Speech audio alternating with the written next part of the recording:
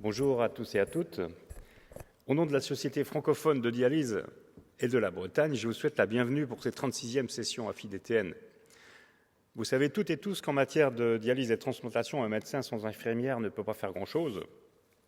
Nous avons besoin de vous, non seulement pour les soins du quotidien, mais aussi pour réfléchir ensemble à l'amélioration de la qualité des soins dans notre pratique qui a subi de profonds bouleversements au cours de ces dernières années.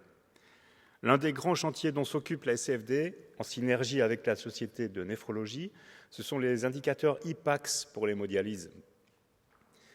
Nous avons désormais pour projet de faire participer les infirmières par l'intermédiaire de l'AFI-DTN au travail sur ces critères. Pour ceux qui ne le savent pas, IPAX signifie indicateur pour l'amélioration de la qualité et de la sécurité des soins. Ce sont des critères de qualité des soins qui sont créés à l'initiative de la Haute Autorité de Santé et de la DGOS et qui vont sans doute se généraliser prochainement dans toutes les spécialités. En ce qui nous concerne, pour la dialyse, ces travaux ont commencé en 2008. Nous avons créé 13 indicateurs de qualité en dialyse, comme par exemple surveillance de l'anémie, évaluation de l'abord vasculaire ou encore prescription de 3 séances hebdomadaires d'une durée de 12 heures au total. Après un test réalisé dans 2 centres, la première campagne de recueil a été généralisée dans 304 centres en France entre octobre 2012 et janvier 2013. Vous tous qui êtes ici, vous avez donc certainement participé directement ou indirectement aux critères IPAX. Cependant, les résultats de cette première campagne de recueil ont montré certaines limites et l'AFI-DTN participera avec nous à l'évolution de ces critères. Concernant les limites de ces critères, je donnerai juste 2 exemples.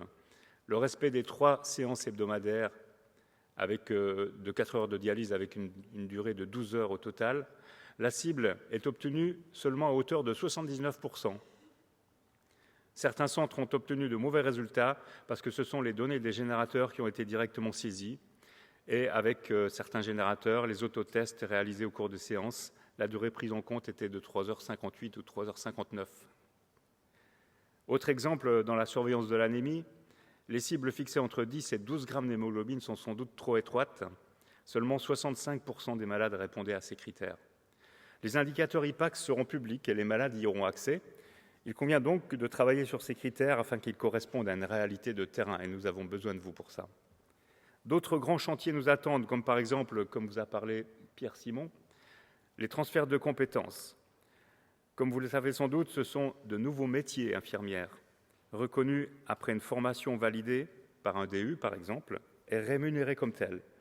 En Bretagne, nous travaillons actuellement sur une compétence infirmière de dialyse à domicile, dont vous entendrez sans doute parler. Comme vous l'aurez compris, la Société francophone de dialyse souhaite plus travailler avec les infirmières. À ce propos, nous envisageons de faire une session infirmière lors des prochaines réunions communes de la Société francophone de dialyse et de la Société de néphrologie fin septembre à Saint-Étienne. Nous sommes très heureux de participer et de soutenir ces 36e sessions de l'AFI-DTN, dont le programme est particulièrement intéressant. Enfin, pour terminer, je vous adresse un message personnel du président de la Société francophone de dialyse, le professeur Philippe Brunet, qui vous fait part de son plaisir à vous accueillir chez lui à Marseille pour les prochaines sessions nationales AFI-DTN 2015. Merci encore et bravo pour le programme de ces sessions.